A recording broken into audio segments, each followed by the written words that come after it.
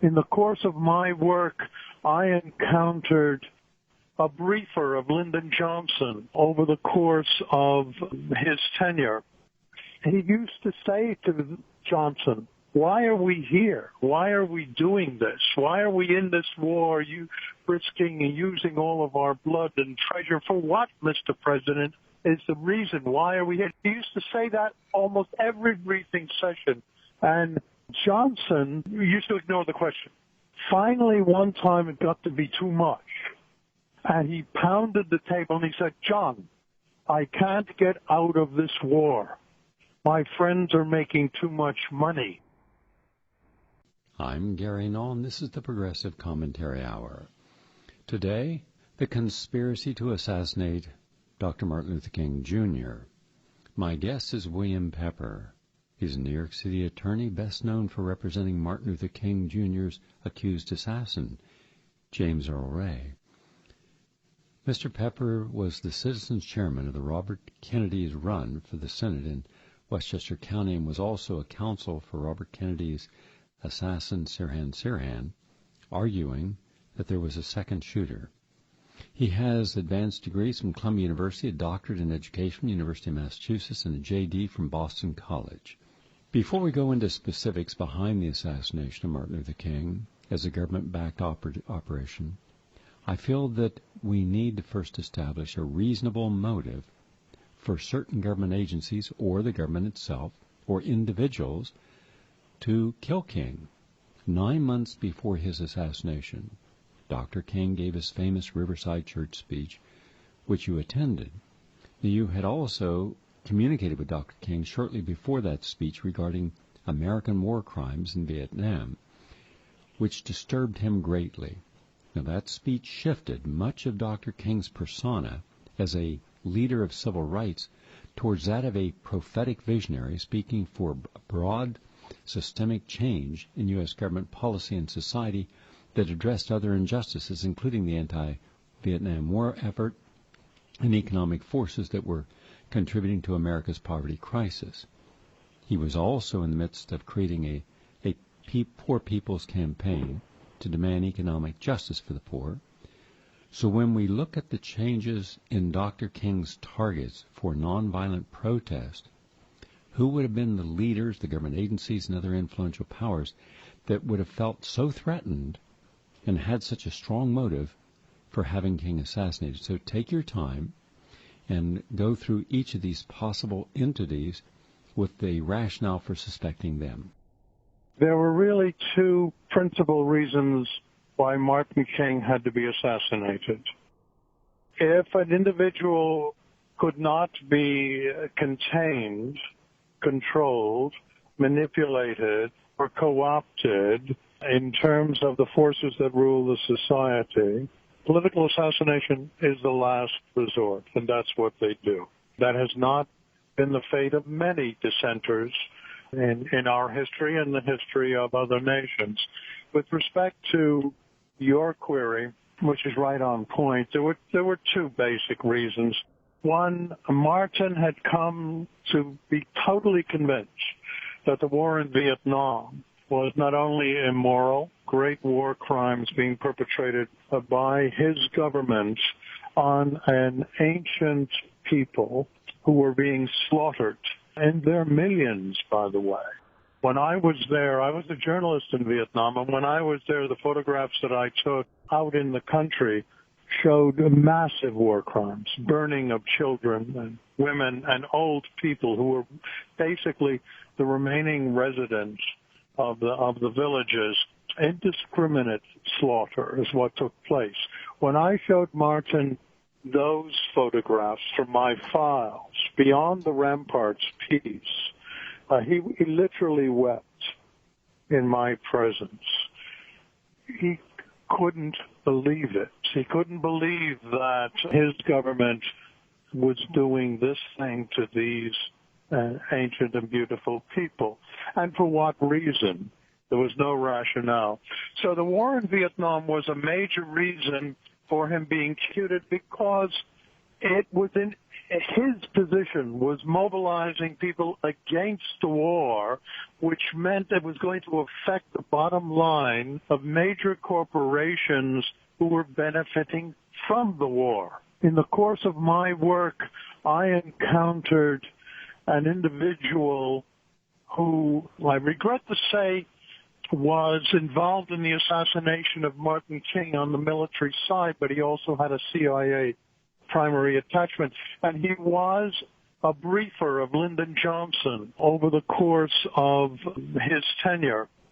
He used to say to Johnson, "Why are we here? Why are we doing this? Why are we in this war, you risking and using all of our blood and treasure for what, Mr. President, is the reason why are we here?" He used to do that. He used to say that almost every briefing session that he had. And Johnson used to ignore the question. Finally, one time it got to be too much. And he pounded the table and he said, "John, I can't get out of this war. My friends are making too much money." Now, that was a major underpinning of the threat that Martin King, in the mobilization of masses of American middle-class people whose children were being sent off to war, had in opposing this war. So that was one reason why they killed him. He was going to affect the bottom lines of corporations who were making considerable amounts of money on the war. And as we know, that's the reality. Okay. But Gary, in my view, that wasn't the main reason why they eventually got rid of him. In my view, the main reason was that he was going to bring a massive number of people to Washington and the Poor People's March. And he had become aware of the vast disparity of wealth between a very small number of people back then. Much worse today, Gary.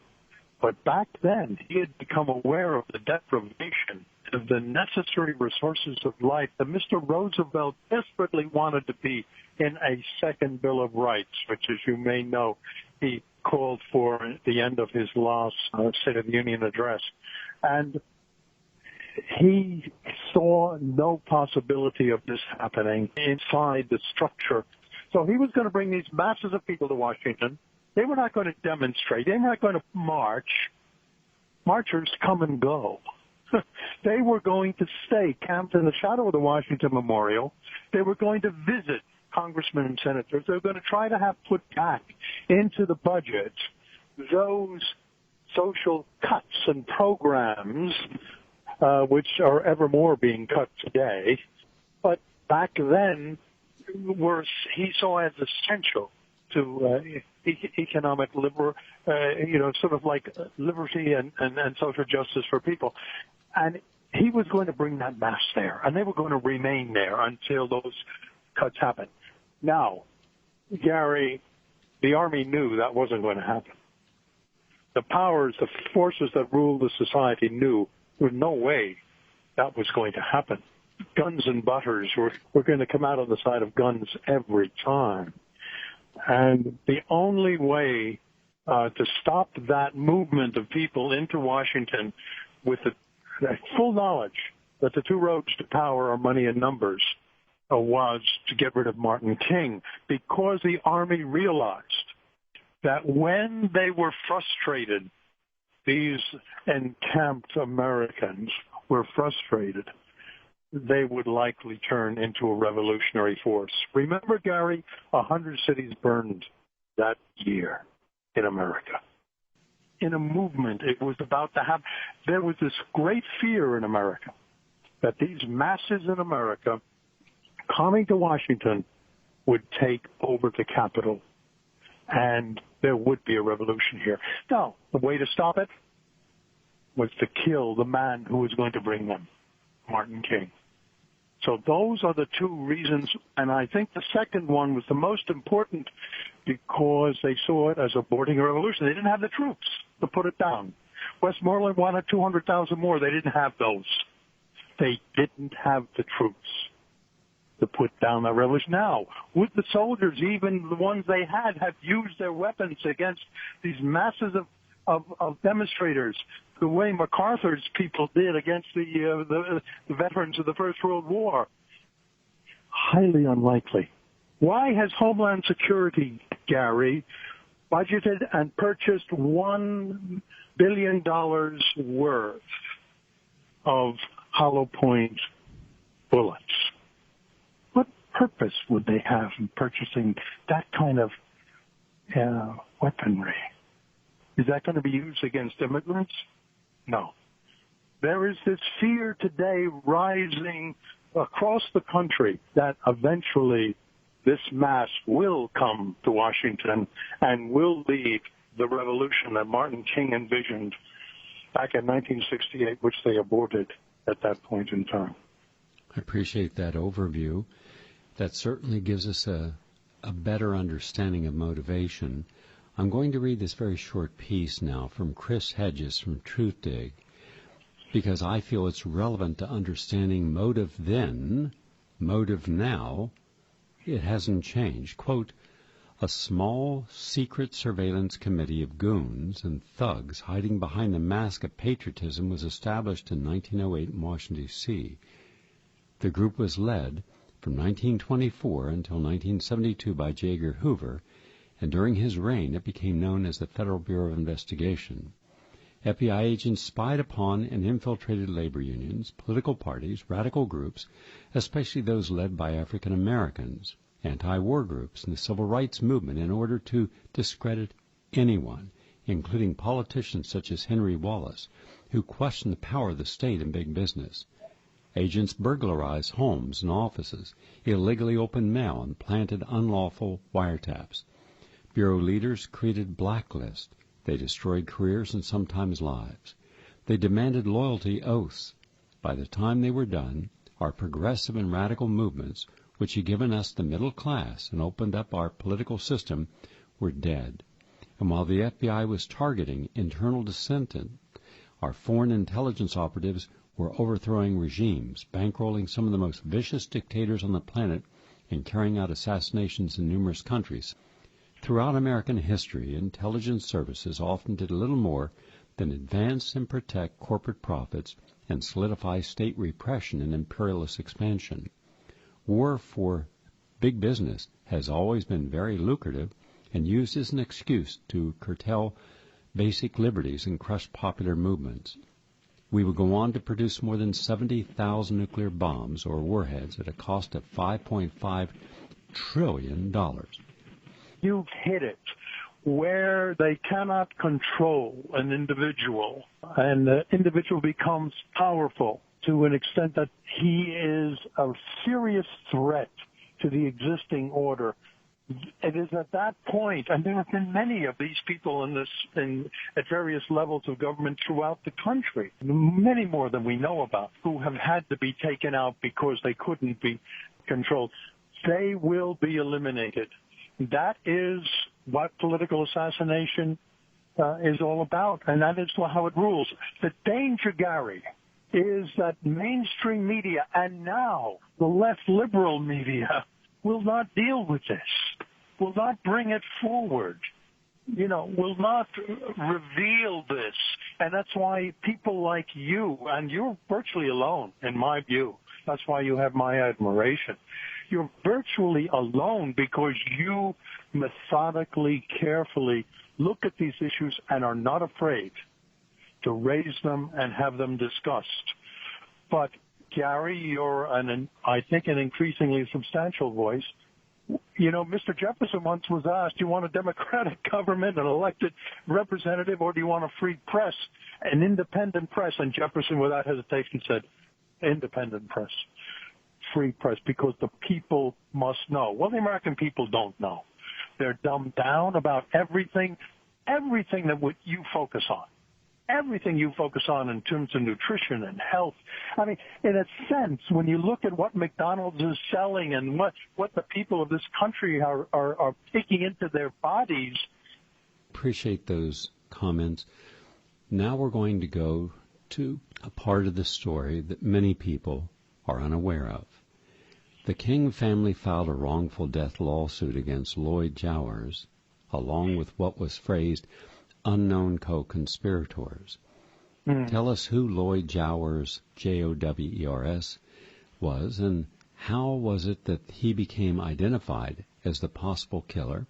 And then prior to the Jowers trial in a civil court, when you were King's family attorney, what evidence had there been up until that time to suggest that James Earl Ray was either not alone as the single shooter or there were others involved, thereby turning it into a conspiracy? And finally, when we look at this, what is the evidence that the government agencies had but would not reveal?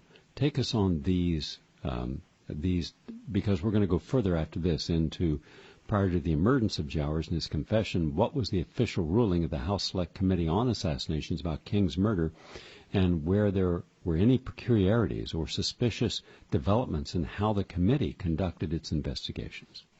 Okay, and initially, when they killed Martin King, April 4th, 1968, shortly thereafter, I went to Memphis with Dr. Benjamin Spock, and we attended the memorial and then went on to Atlanta.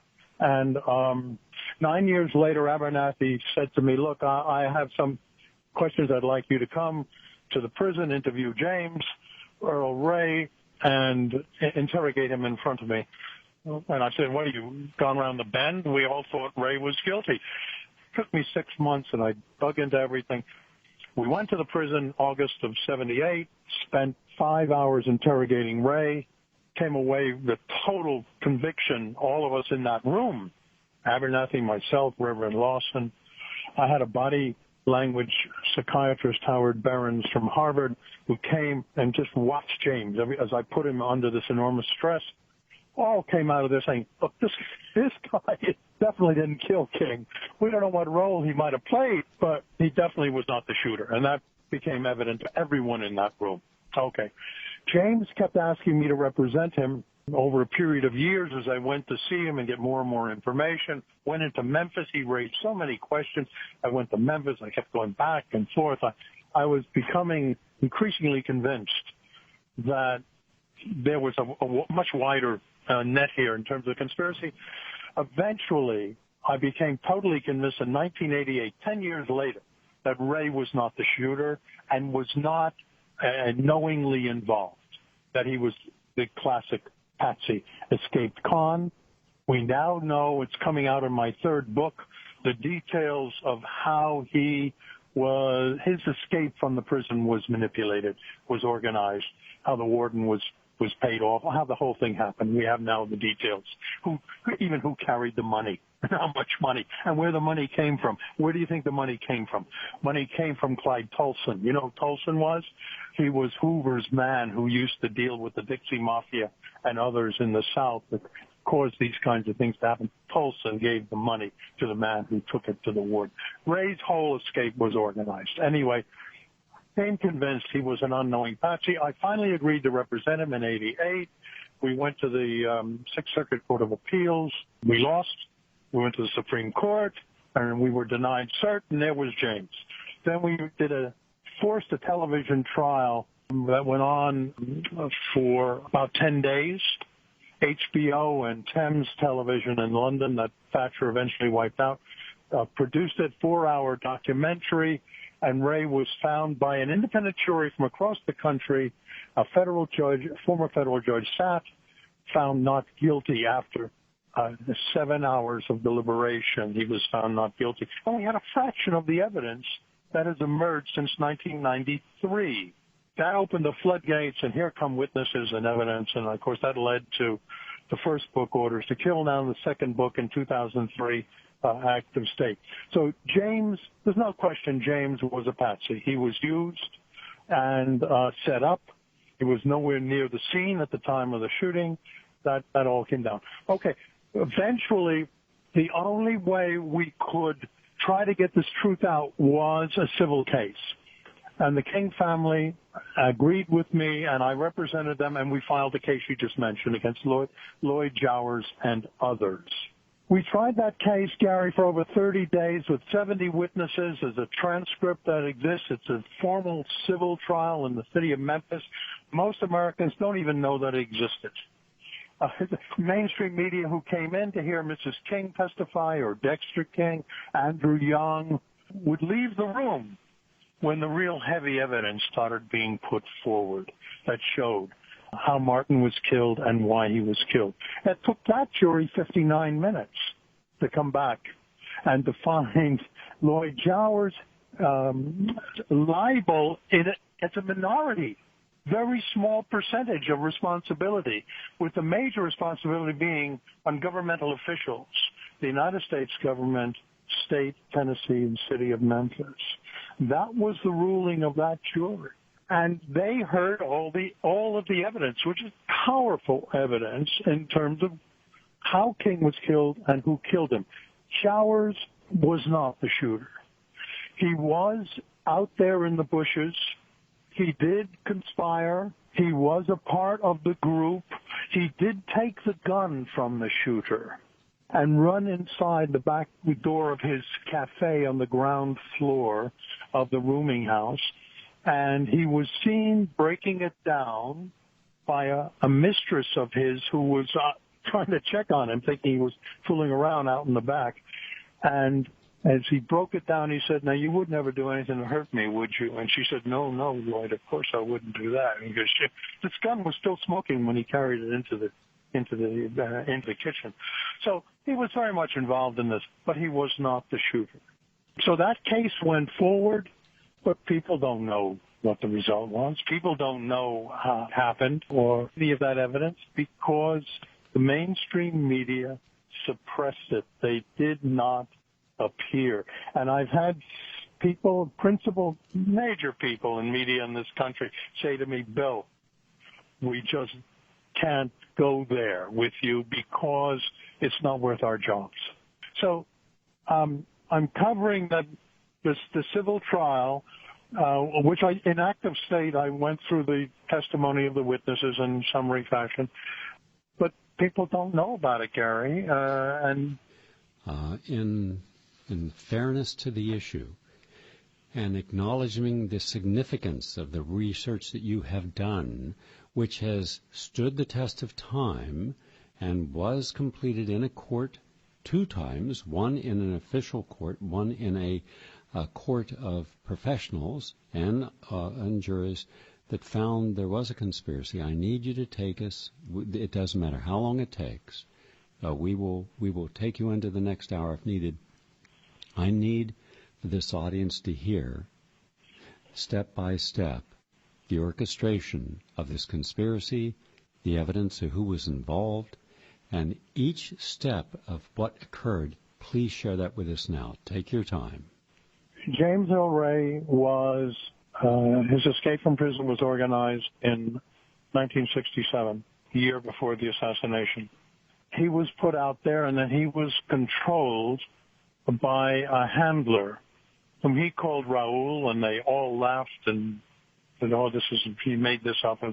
But he was controlled by a professional handler who was working, who had ties to organized crime, but also was working for intelligence.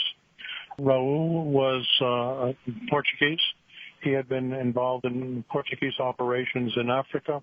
He was allowed into the United States prior to the assassination of John Kennedy. There were some indications of his role with respect to that one. He was assigned the task of controlling James Earl Ray. I encountered witnesses who knew Raoul in Houston and Dallas, Texas, and they identified him.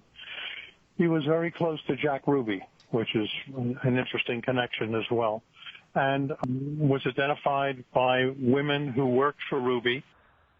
These same forces, and I'm talking now about Hoover and his relationship with the oil men, with H.L. Hunt and the oil people, had determined they would try to destroy King in a variety of ways. If they couldn't, they were going to ultimately be killed, which was, I think, Hoover's position from the beginning. One point Hunt said, "I think Edgar was right. There was nothing else we could do." I acquired all of John Currington's papers. He sat 15 feet away from Hunt for a large number of years, and he knew about the telephone in the bottom left-hand drawer that was a direct line to Hoover's office. And and so John filled me in on a lot of things, that a lot of this kind of information. But they had made the decision ultimately that King would have to be killed more than a year before the actual assassination. Okay, they needed the patsy. They got the patsy. He was profiled in the prison. They got him. James Earl Ray was the patsy. Okay. Out comes James. He's now escaped. Okay. Mann is brought in as the head of the military intelligence group that is the only one in the Pentagon. And it's really his responsibility to organize the military backup for this assassination, which he does. And they chose a team of reservists, and they came out of Shelby, Mississippi, and they were the military. That Alpha 184 group that was in Memphis at the time was a backup group. They did not kill Martin King, but they were a backup group. They were there. Ray was moved around the country. They had him in L.A. for quite a period of time. And two of the military snipers, the sniper and spotter, who became informants for me, who fled to Mexico in the 70s because they were convinced there was a cleanup operation going on, and they went to Mexico for their own safety. They were there. They were all there in Los Angeles because that was to be the scene of the assassination. When Martin was to come there from Detroit, that was when they were going to hit him. And that changed suddenly. And they said, well, they couldn't understand why it changed. But all of a sudden they were told they're going to have to move to the south, to New Orleans and then Memphis. And this is pure speculation, Gary, but I think it changed. I think they changed the site of that assassination from Los Angeles to Memphis because it would not be fitting to have two major political assassinations in Los Angeles. And I think at that point in time they knew Kennedy was going to win the California primary and that Bob was on his way to the White House, and they were going to have to take him out. Bob Kennedy was never going to be allowed to be president. If you want to know how I know about that, I'll be glad to tell you about that particular one. Divert because it's essential. Okay. When I came back from Vietnam and my article was published in Ramparts, there was an associate editor at Look magazine called Chandler Broussard. He contacted me, and he said, Ramparts is a great magazine. It's a muckraking magazine and all of that, but your photographs and your work is so devastating. The masses of people should understand what their tax dollars are buying. So I have convinced Bill Atwood, who's the publisher managing editor of Look, to meet with you and discuss with you what happened and go over your things. So he said, I've set up a meeting. So I went in to meet with Bill Atwood, and as I walked in the door, he came to greet me, and he said, I'm so happy to meet you, and you'll be pleased to know, or maybe not so pleased to know, I had a visitor last week. And I said, and who would that be? And he said, well, it was Averell Harriman. I said, what did Governor Harriman want? He said, well, he flew in from Washington, and he said he brought me a message from the President of the United States. And he brought me greetings and a message. And I said, what was the message? Was a request. It was a favor that the President wanted me to do. I said, what was that? He said, well, the President asked me never to publish anything that Bill Pepper wrote. And I said, oh, my goodness. He said, yeah. He said, what do you think of that? You're a young guy. I'm 30 years old. And here's the President of the United States is afraid that we will publish something that you would write about this war in Vietnam. I said, well, I'm more interested, Mr. Atwood, in that than that request, which I would expect. I'm more interested in what you said to him. He smiled. He said, I said to him, well, we're going to meet Mr. Pepper next week, and we're going to talk to him, and we're going to review his materials, and if we believe in what he's saying, we're going to publish. And, by the way, give the president my best regards. Gary, that was a day, that was a time in terms of mainstream media we've never seen again. And we met for 7 hours, and he said to Chandler, let's go with everything that Bill has, and let's let the people of this country know what's going on over there. The next week, friend Chandler Broussard brought Jim Garrison up from New Orleans. Garrison came up, spent late afternoon through dinner into the evening with Atwood and shook him to his shoes. Atwood then called Bobby at 1 o'clock in the morning, woke him up, said, Bobby, I've just had this long session with Bill Atwood. Like Bill Atwood said, I've had this long session with Jim Garrison, District Attorney in New Orleans, and it follows on a previous one with Bill Pepper on Vietnam. And Bobby, I'm devastated by what our government is doing. He has convinced me, Garrison has convinced me, that the CIA had operative responsibility for the killing of your brother. And Bobby said, I know that, but I've got to get the White House to unearth it. And number one task will be a whole new independent investigation that I will personally run, and we will get to that. Okay. So Atwood took this commitment from Kennedy 1:30 in the morning, and Gary, at 4 o'clock in the morning, he had a heart attack. As we're talking now, he had a heart attack, was rushed to the hospital, left Look magazine, never again to return, except as a roving editor of some kind. And my story was never published, and neither was Garrison's. A new editor came in. Chandler was fired. I mean, that was that bit of history, and that's a digression on what you've just shared with us. I don't know if anyone in America knows.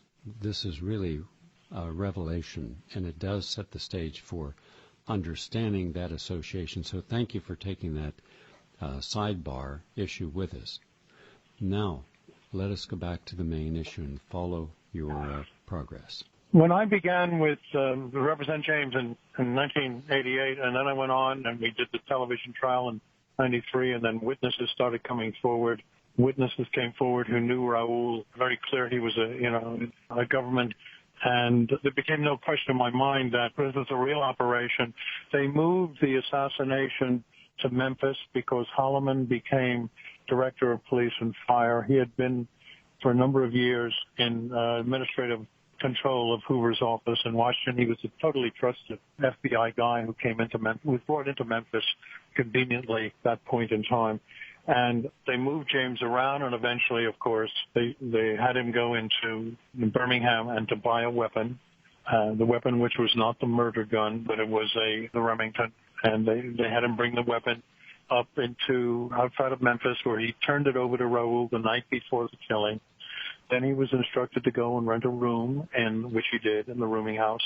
And after he did that, and he brought his stuff up to the room and left it on the bed, he was then told to disappear, go to a movie, just get out of there. That room then was used as the staging room for the assassination effort. The on-the-ground assassination effort was coordinated by Dixie Mafia, guys who were very tied into the Memphis Police Department. The man who shot Martin Luther King was the best shot on the Memphis police force. He was a contract killer. And he came down the back stairway, and he was in the bushes with a spotter and Jowers. And the bushes were heavily overgrown area. It was remarkable, and how thick they were. So they covered him well. Earl Caldwell, the New York Times reporter, saw people in the bushes. After the shot, he came out and he saw them. Solomon Jones, who drove Dr. King, saw somebody come down over the wall. A taxi driver who was killed that night saw somebody come down over the wall after the shooting and run up the street and get into what appeared to be a Memphis Police Department traffic box and be taken away. That was not the shooter. That was the spotter on the scene. Martin was killed from the bushes behind the rooming house. Jowers' job was to be there, to take the gun, to bring it inside, break it down, make sure it was secure, and then give it the next day to someone who would pick it up and take it away to be destroyed. We knew Jowers was involved in this because I broke down his mistress after days. She finally, years later, she thought Lloyd was the shooter, and she was protecting him, and half fear and half love protecting him. Finally, I broke her down, and she told me the whole story about seeing him come in with the gun and all of that. So then we confronted Jowers with his lawyer present, and we said, we're going to have you indicted. We knew that they blocked the indictment. We knew that the district attorney general was going to allow this. I had a guy sitting outside the grand jury for 2 weeks, a lawyer colleague of mine, waiting for 2 weeks to try to get in. They weren't going to let him be prosecuted, but he didn't know that. Often these people don't know that they may be indicted. So he was desperate, and he finally broke down because he wanted the King family to understand he was sorry, and would they please help him in his last years of life and not see him in prison. And he would then tell everything he knew, which he didn't. He never told us everything that he knew, but he did tell a lot.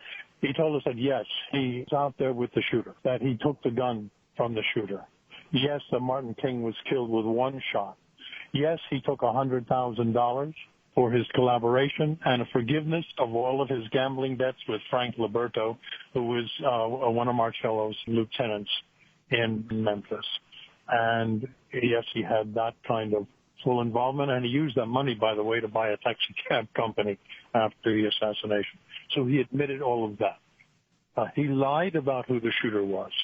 He told us the shooter was a man called Earl Clark. Earl Clark was a police officer, captain, who was an excellent shooter, very good shooter, and a racist as well, and threatened King personally many times.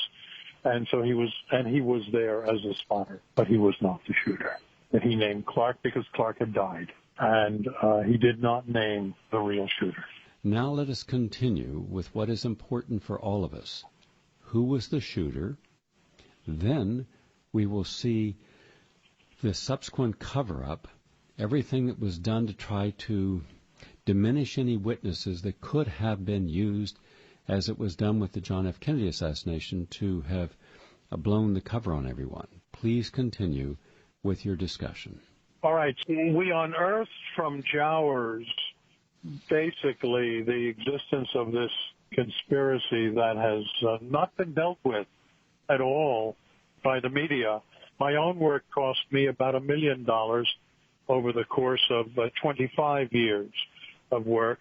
After Martin King was shot, what we now know is that the spotter, who was Earl Clark, went down over the wall and was seen by a number of people, including a taxi driver, coming down over the wall.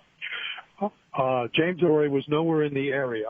He had taken the Mustang to try to have a spare tire repaired, and when the sirens started coming, he was up at a gas station about half a mile away, started to come back down, and saw the police all over the place, and then just took off with the car. Remember, he was an escaped convict and very nervous whenever he saw police. So James then continued to drive on to Atlanta. He was out of the scene. The Jowers was back in his grill. The spotter went down over the wall. The shooter, back between the two buildings, in between the two buildings, and then went down into the basement of the main building and worked his way through the labyrinth of buildings out until he came up and left through on the next street, the parallel street, and got into a car and drove away and was seen driving away by one of the witnesses we uncovered, then was gone. Didn't receive much money. He was a professional hitman for that purpose, and he escaped. And then the whole cover-up network started to come into place, with the FBI basically taking control of the investigation. And a bundle had been dropped in front of Knight's, which was one of the stores near the rooming house. It had a lot of James O'Reilly's effects that were left on the bed. And it had the weapon, the throwdown gun, which was not the gun, and has never been identified as the murder weapon because it wasn't the murder weapon. Somebody got into the second Mustang that was parked further south and then just drove away. So people could see a white Mustang driving away, which was the car, of course, that James had. So the whole thing was structured and set up that way. They didn't count on little things like we would find a man waiting for his wife who worked across the street, and he parked behind that getaway Mustang, and he saw the license plate on it. And it happened to be an Alabama a license plate. It wasn't a Memphis or a Tennessee plate. It was an Alabama plate. Of course, James's car did not have an Alabama plate.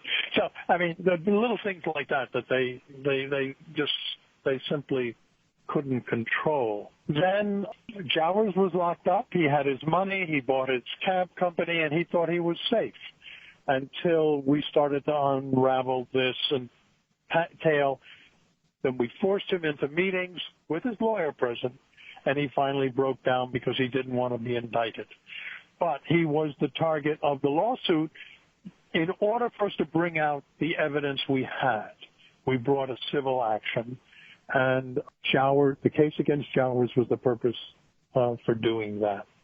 So, I mean, I think the rest is history. In 1999, the jury found that Ray had no knowing involvement, but Jowers and government agents had involvement, and that's how Martin King was killed. The King family got closure for the first time in this case with that action. I think Coretta died knowing that finally that what she had suspected all along was the case, that Martin King was killed by operation of the government of the United States. Similar to unusual changes that took place in Dallas law enforcement leading up to the JFK assassination, there were also suspicious activities within the Memphis Fire and Police Departments even up to 2 hours before the shooting, such as the removal of Ed Redditt and an African-American detective with the Memphis police.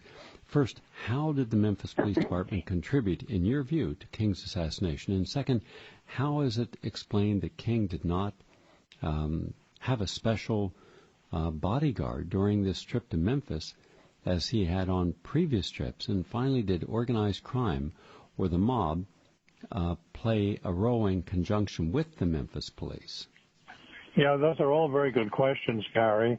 Number one, Ed Redditt was removed because he was part of a two-man surveillance team, the fire station, who were watching the balcony and the parking area of the hotel, whom they assigned because he was black. Richmond was also black, but Richmond was intelligence, and he was more trusted than Redditt.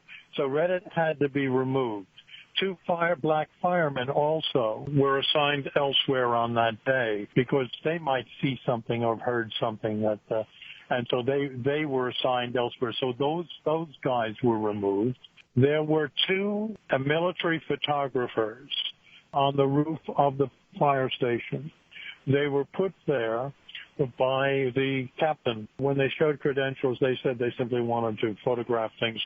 No question in my mind that they photographed everything that went on, including the shoot. And the photographs, of course, went inside.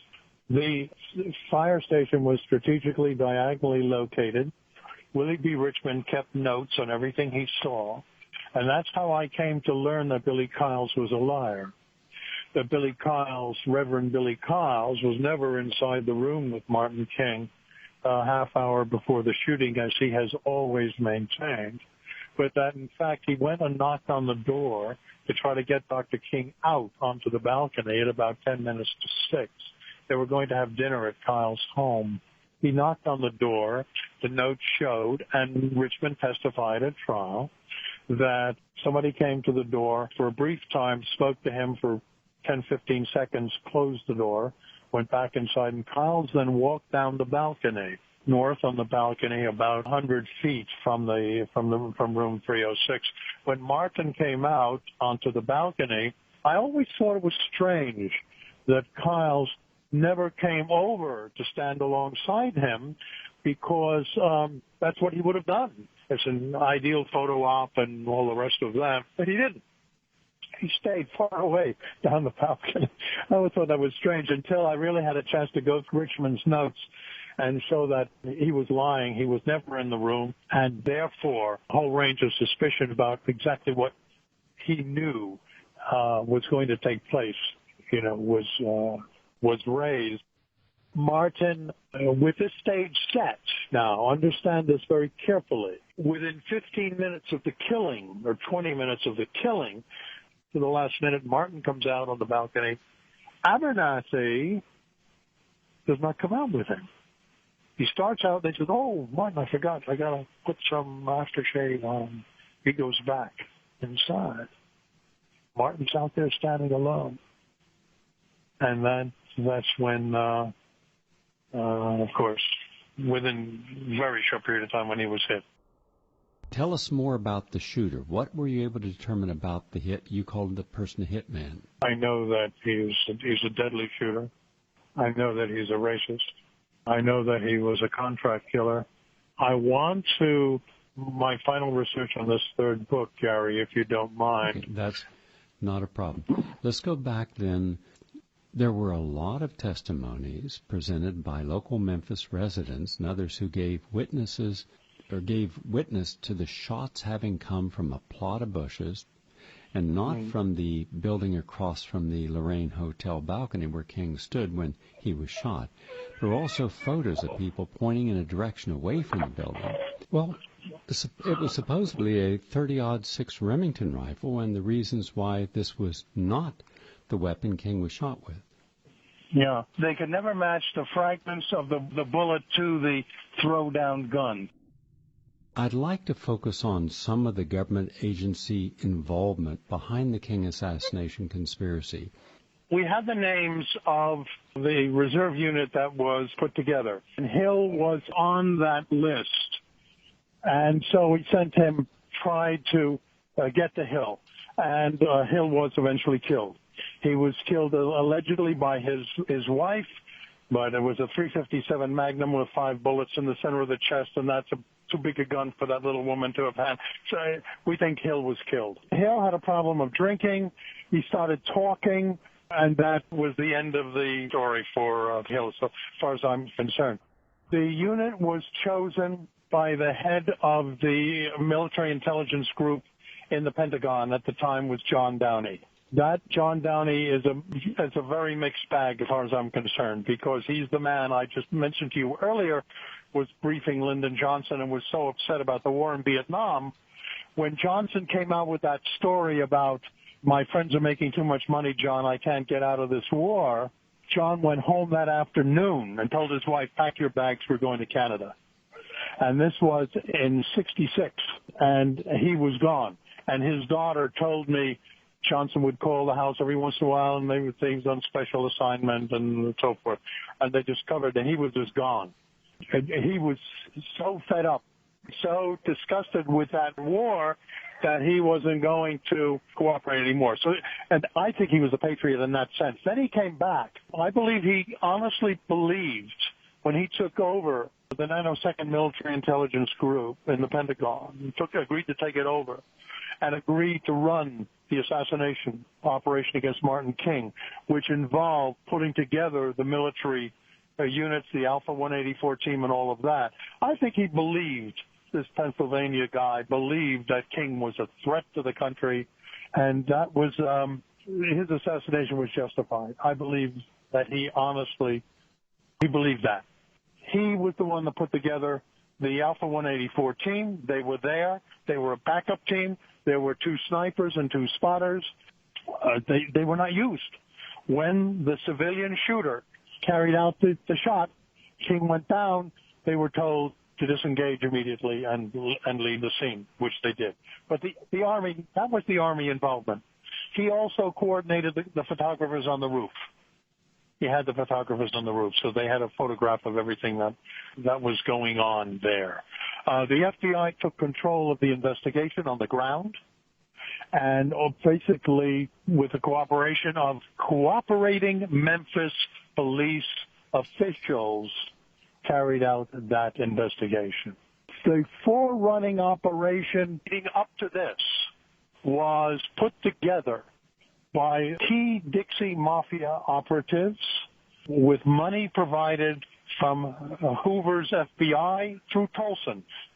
I never realized the extent to which Hoover used Tolson to carry the money and be the guy who was dealing with the people on the ground. And the Dixie Mafia, of course, related very closely to Marcello as well. Marcello had two lines into this, through the Dixie Mafia people, who were very well connected in Memphis, and through his own organization in Memphis. Lucchese was the godfather in Memphis. Liberto was a lieutenant in that organization. And so Marcello had his own people prepared to do what had to be done. Liberto had very good connections with the Memphis Police Department and, of course, also with Lloyd Jowers, who was a gambling debtor of his. So you have all of these forces together, all of the events, and then covering them up. The mayor knew everything that was going on. There was no one in a serious position of influence in the city of Memphis that was not involved in knowing that this was going down. But they knew what they had to know only because of roles that they were going to play.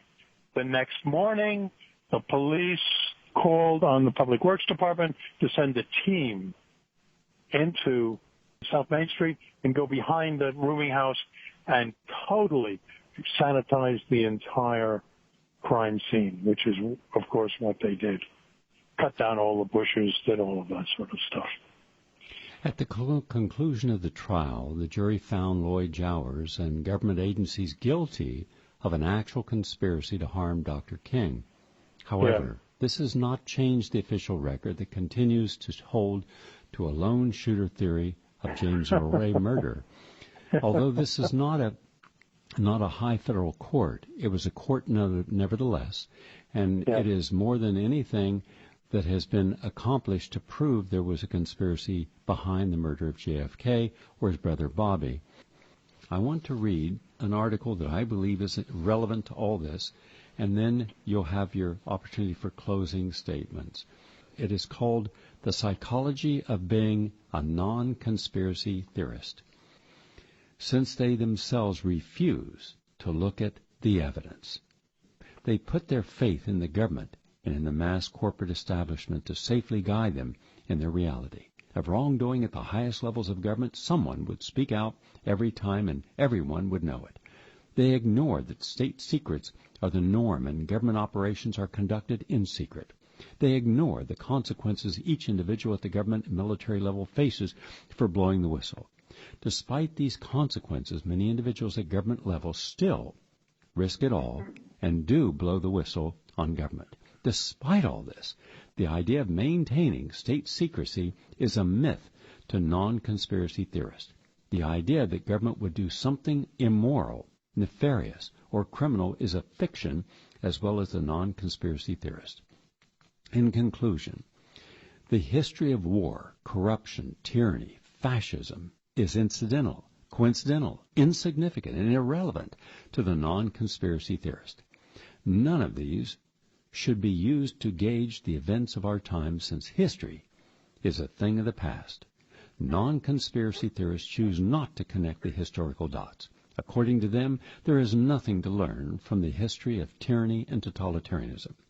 Anyone attempting to connect the dots is likely a conspiracy theorist. This dangerous groupthink mentality will ignore all warning signs to help continue advancing the agenda. Perhaps years from now we will be sick and tired of this vicious cycle of physical and mental slavery. Perhaps people will truly have enough of the control system and we will abolish it. That is one point of view. Your final thoughts on this, please. I believe that the non-think approach to these issues, the unavailability and unwillingness to deal with contrary factual information by so many people, is a harbinger of tyranny. It's absolutely necessary for government to have control over the masses of the people. Once again, the two roads to power are money and numbers, and if they cannot control the numbers, which they increasingly are doing now through control of the media and control of all sources of information, they are in trouble. And what I have found, though, Gary, coming up against these people called non-conspiracy theorists, what I have found is that it's a very interesting psychological phenomenon. Almost always, I find these individuals have personally identified themselves with the government, and therefore government actions are they're almost metabolized. They're a part of their whole sense of self. And if you start attacking government and government actions for people who have so deeply imbued themselves in this kind of devotion and belief, you are effectively attacking their concept of who they are, of their own selves. That's what's difficult, to get them to change, to transform the concept of who they are as human beings when they have so identified here in this country, as I've not seen it elsewhere, frankly, but in this country, to such an extent. I didn't see it in France. I haven't seen it in Europe. And even in England, I didn't see this absence of ability to separate the concept of self from independent thinking and critical thought. And it starts, I think, here at the very earliest ages of education, where children are not at all encouraged to think critically, independently. And I think it flows on then up into adulthood, and it's, of course, embellished by necessity of earning a living and being accepted and socially accepted and so forth. You know, and I couldn't understand why, at various times, Supreme Court justices, appointed for life, could not be independent thinkers in terms of things of this sort. And then, as I looked at individual members of the bench, I said, it's their social acceptance. It's their acceptance as human beings and their concept of who they are in a community that often governs them in this way. We will not change this society on a piecemeal basis. That's my view. This society has gone into such decay, it'll only be a total transformation. And that's what Martin believed long ago, and it's much worse today than when he lived. It'll require a total transformation of the society and its values and its structures change and every aspect of life. And I know you're about that business in terms of what you do, and those of us who wish to see that dream fulfilled can only just persevere as best we can. The evidence in the King case is clear. You're right. People of this country do not know it.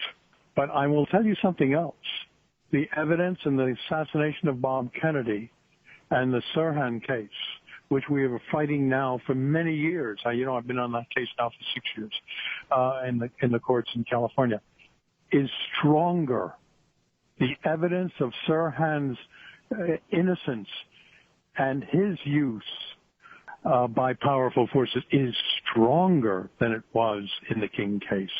One final postscript, and I'd like your input on this. Now, today, with the National Security Agency, there is no longer a secret. The President meets every Tuesday with the National Security head and decides who to assassinate without due process, without habeas corpus. They simply decide this person should be killed, and it is done with massive teams of assassinations within special forces and all with black op budgets. And then today we find out through the leaks of Snowden that every single protest in the United States, whether you're an environmental protester against genetic engineering of seeds, whether you're protesting something on the student loans, Occupy, no matter what your protest, the FBI is keeping track of you, everything is monitored, and you're put on an enemy's list.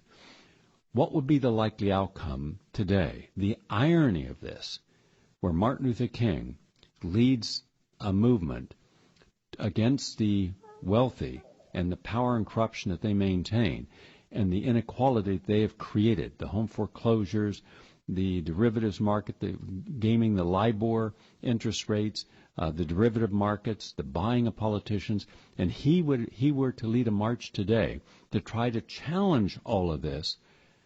What would be the conversation between one Nobel Peace Prize winner and the effects it would have upon the man marching, the other Nobel Peace Prize winner? Have you ever thought of that? The President of the United States, whom you're referring to as the second Nobel Peace Prize winner, has emerged, in my view, as not only hypocritical, but a liar and a force for all of the forces, the corporate forces who dominate life in America. His secret attempts to push through the TPP, the Trans-Pacific Partnership, is as bad and worse than what Clinton did with NAFTA back in the 90s. Man is, in my view, despicable in terms of the values of freedom and democracy in this country. Martin would stand up against him forthrightly and challenge him. He would use every means at his disposal to discredit Martin King and such a movement. And it may well be, Gary, that he's going to be given that opportunity, because I see across this country from contacts that I have the development of a mass movement to go to Washington and to confront the tyranny that has slowly, gradually, and quietly emerged over this nation. The militarization of the police forces in the towns and cities, and the whole surveillance operations have brought us to the point where increasing numbers of people are saying, bastante, enough. I think in the near future, relatively near future, there will be this mass movement to change this society. Now we know who killed Dr. Martin Luther King Jr. Thank you very much. Yeah, you're welcome, Gary, and thank you very much for all you're doing and continue to do.